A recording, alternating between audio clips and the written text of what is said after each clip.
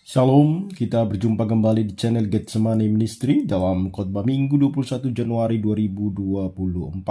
Sebelum kita mendengarkan penjelasan khotbah pada minggu ini, mari terlebih dahulu kita berdoa. Di dalam kerendahan hati kami datang kepadamu ya Tuhan, memohon pencerahan daripada Roh Kudus-Mu untuk kami boleh mengerti kebenaran firman-Mu. Dalam Kristus Yesus kami berdoa. Amin.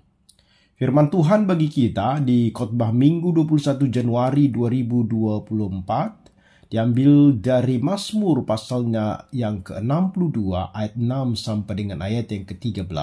Demikian firman Tuhan bagi kita. Hanya pada Allah saja kiranya aku tenang, sebab daripadanya lah harapanku. Hanya dialah gunung batuku dan keselamatanku, kota bentengku, aku tidak akan goyah. Pada Allah ada keselamatanku dan kemuliaanku, gunung batu kekuatanku, tempat perlindunganku ialah Allah. Percayalah kepadanya setiap waktu, hai umat, curahkanlah isi hatimu di hadapannya. Allah ialah tempat perlindungan kita. Hanya angin saja orang-orang yang hina, suatu dusta saja orang-orang yang mulia, pada neraca mereka naik ke atas, mereka sekalian lebih ringan daripada angin. Janganlah percaya kepada pemerasan, janganlah menaruh harapan yang sia-sia kepada perampasan. Apabila harta makin bertambah, janganlah hatimu melekat padanya. Satu kali Allah berfirman, dua hal yang aku dengar, bahwa kuasa dari Allah asalnya, dan daripadamu juga kasih setia ya Tuhan, sebab Engkau membalas setiap orang menurut perbuatannya. Demikian firman Tuhan. Bapak Ibu Saudara, tema kita pada saat ini adalah Allah tempat perlindungan kita. Bicara tempat perlindungan, di dunia ini adakah tempat yang aman bagi kita? Ada banyak orang mencoba untuk membangun suatu tempat perlindungan dengan harapan dia bisa aman. Ada yang membangun rumah yang besar, tinggi, dikelilingi dengan pagar yang tinggi, tembok yang tinggi, memasang CCTV, bahkan menyewa bodyguard dan lain sebagainya. Tetapi, adakah jaminan bahwa nyawanya akan aman? Bapak Ibu Saudara, pertanyaan selanjutnya adalah, kemanakah kita mempercayakan hidup kita? Di mana dan kepada siapakah kita meminta perlindungan sebenarnya? Bahkan kalau kita memperhatikan hidup kita sebenarnya tidak jarang kita menempatkan kehidupan dan kenyamanan itu sebagai jawaban daripada pertanyaan-pertanyaan kita itu tadi. Ketika seseorang sudah memiliki satu pekerjaan yang tetap dan memiliki penghasilan finansial yang menjanjikan, maka dia menganggap bahwa itu adalah sesuatu hal yang aman. Kenapa? Karena berdasarkan itu dia bisa membeli segala sesuatu, membayar segala sesuatu untuk membuat dia aman dan tentram. Bapak Ibu Saudara, saya mau katakan adalah sebenarnya harta yang banyak yang sering kita jadikan sebagai patokan di dalam hidup kita untuk memperoleh jaminan dalam menghadapi hidup yang nyaman, tidak selamanya, atau dia itu memiliki batasan sesungguhnya. Makanya kita ketika membaca Mazmur pasal yang ke-62 ini, sebenarnya Mazmur ini sedang menuntun kita untuk kembali melihat sesungguhnya di mana keamanan daripada hidup itu? Di mana keterjaminan daripada hidup itu? Kepada siapa kita seharusnya menggantungkan pengharapan hidup kita? Dan bagaimana kita melihat bahwa Allah lah satu-satunya tempat yang aman, tempat perlindungan bagi kita. Maka mari kita perhatikan Mazmur yang ke-62 ini sebagai teks khotbah kita.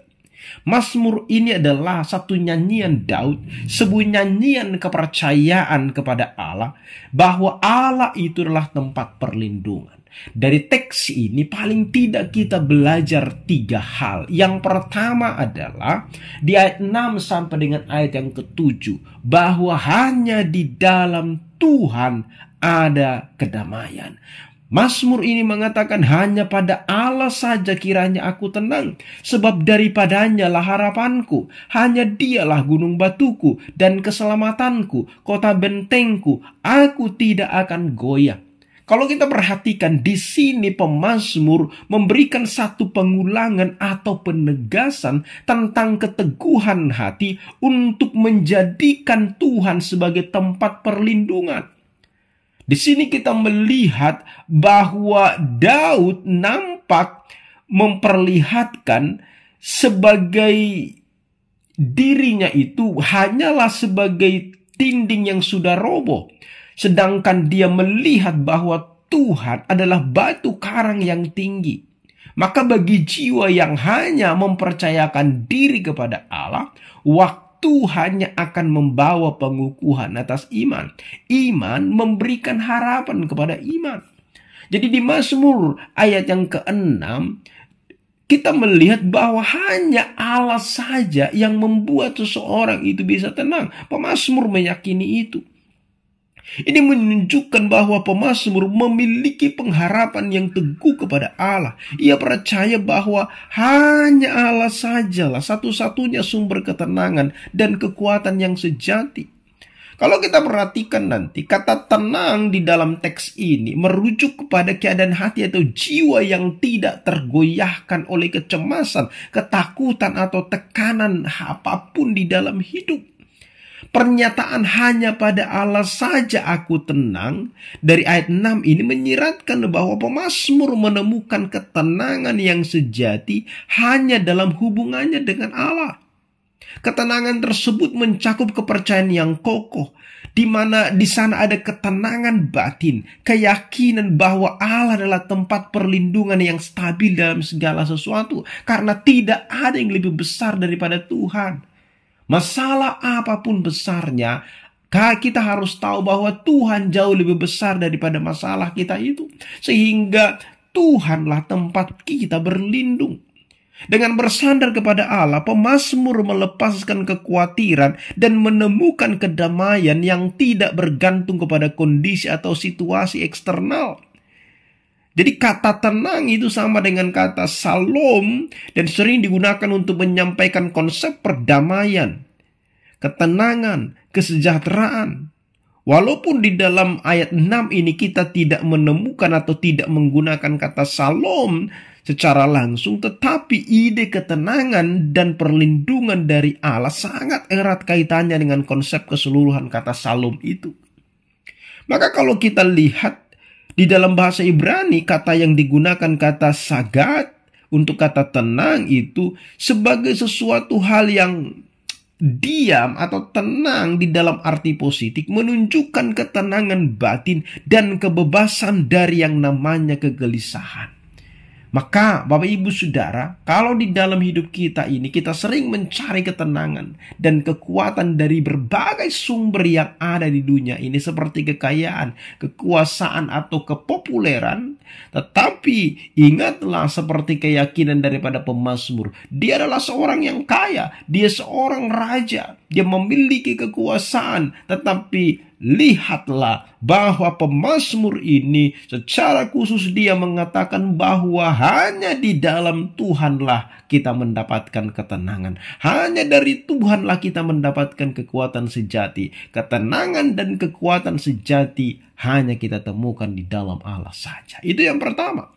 Yang kedua, di ayat yang ke-8 sampai dengan ayat ke-9, bahwa hanya pada Tuhanlah keselamatan.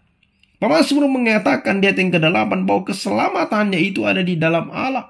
Ini menunjukkan bahwa pemazmur percaya bahwa Allah adalah satu-satunya sumber keselamatan yang sejati.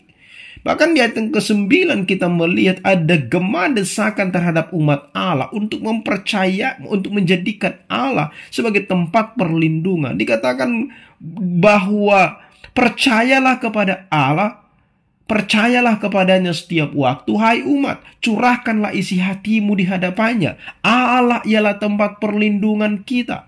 Ada desakan dari umat Tuhan untuk menjadikan Tuhan sebagai tempat perlindungan. Jadi selain mendesak bahwa menjadikan Allah sebagai tempat perlindungan, lebih lagi Daud percaya bahwa rakyatnya yang setia juga akan dipelihara apabila mereka memasrahkan hidupnya hanya kepada Allah. Sehingga itu menjadi kekuatan tersendiri bagi Daud, yakni rakyat yang menjadikan Allah sebagai tempat perlindungannya. Jika komunitas di mana kita berada mendukung kita, maka hal itu akan menjadi kekuatan bagi kita. Jadi di dalam dunia yang penuh dengan bahaya, ketidakpastian, ingatlah bahwa keselamatan yang sejati hanya dapat ditemukan dalam perlindungan dari Allah.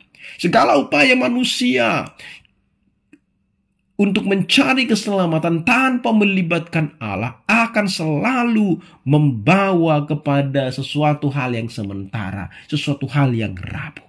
Maka di dalam kehidupan kita, yang kadang-kala sering mencari keselamatan dari berbagai sumber seperti ilmu pengetahuan, teknologi, atau kekuatan militer, atau kekuatan yang dahsyat yang kita anggap itu sebagai kekuatan kita, tetapi sumber-sumber itu tidak pernah akan memberikan keselamatan yang sejati. Keselamatan yang sejati hanyalah kita temukan di dalam Allah saja. Kenapa? Karena tidak ada yang lebih besar daripada Tuhan. Tidak ada yang lebih berkuasa daripada Tuhan. Yang ketiga, yang terakhir. Ayat 10 sampai dengan ayat yang ke-13. Hanya dalam Tuhanlah ada yang namanya keadilan. Dan Tuhan akan membalas setiap orang berdasarkan perbuatannya. Ayat yang ke-10 sampai 12 menegaskan keadilan daripada Allah. Allah membalas setiap orang menurut perbuatannya. Terkadang kita mungkin merasa bahwa kenapa Tuhan membiarkan ketidakadilan di sekitar kita? Namun pemazmur meyakinkan kita, mengingatkan kita bahwa Allah adalah hakim yang adil dan bahwa Dia akan membalas setiap perbuatan daripada manusia. Keadilannya tidak akan terlambat bahkan jika kita tidak melihatnya dengan mata duniawi kita. Ayat 10-11 dikatakan hanya angin saja orang-orang yang hina, suatu dusta saja orang-orang yang mulia. Pada neraca mereka naik ke atas, kepada mereka sekalian lebih ringan daripada angin. Janganlah percaya kepada pemerasan, janganlah menaruh harapan yang sia-sia kepada perampasan. Apabila harta makin bertambah, janganlah hatimu melekat kepadanya. Kita melihat di dalam bagian ini bahwa manusia tidak ada apa-apanya. Kekayaan, kekuasaan itu tidak berarti di hadapan Tuhan. Maka jangan melekatkan hati kepadanya. Ini satu bentuk peringatan kepada orang-orang yang akan menghalalkan segala cara memperoleh kekayaan yang menjadikan manusia sebagai sesuatu hal yang sangat berharga, bahkan melebihi Tuhan. Ayat 11 dikatakan bahwa segala ketergantungan kepada dunia ini membuktikan kekecewaan semata. Dalam ayat 11 kita lihat itu. Daud memperingatkan agar insan-insan manapun dari tingkat sosial manapun, apabila tidak memiliki iman, tidak akan memiliki ketenangan. Mazmur ini jadi tetap memperlihatkan pandangan ke depan. Ia bertanya tentang apa hasil akhir hidup ini. Insan manakah yang mempunyai masa depan? Manusia beriman atau manusia penipu yang berorientasi kepada harta dan kekayaan?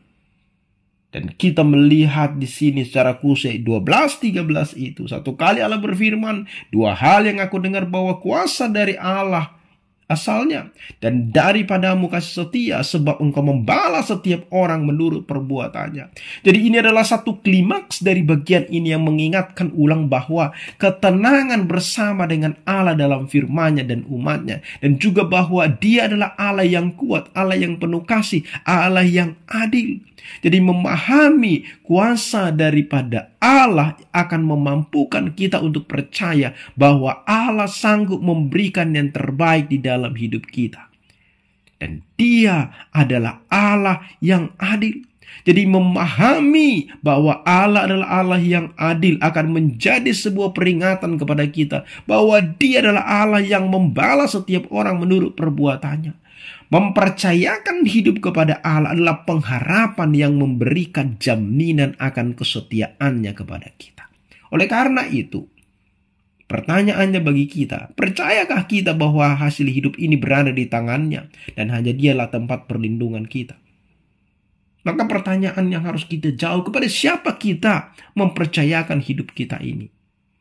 Semoga kita berkata seperti Daud, pada Allah ada keselamatanku dan kemuliaanku, gunung batu kekuatanku, tempat perlindunganku ialah Allah.